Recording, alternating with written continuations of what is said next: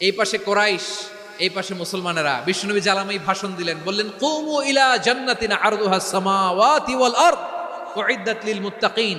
ও আমার সাহাবারা, ওই জান্নাতের দিকে ছোট, যে জান্নাত আকাশ জমিন বিস্তৃত। তোমরা দেখতে পাচ্ছ এটা বদরের ময়দান না, এটা আল্লাহর জান্নাত। আওয়াজ করে পড়েন আল্লাহু আকবার। বিশ্বনবী বললেন ছোট ওই জান্নাতের দিকে, যে জান্নাতের বিস্তৃতি আকাশ জমিন বিস্তৃত। বিশ্বনবীর এই কথা শোনার পরে এক আনসারী সাহাবী সাইয়েদনা উমাইর ইবনুল হুমাম রাদিয়াল্লাহু তাআলা আনহু খেজুর খাচ্ছিলেন। তিনি বিশ্বনবীর দিকে তাকিয়ে কথা শুনছেন আর খেজুর খাচ্ছেন।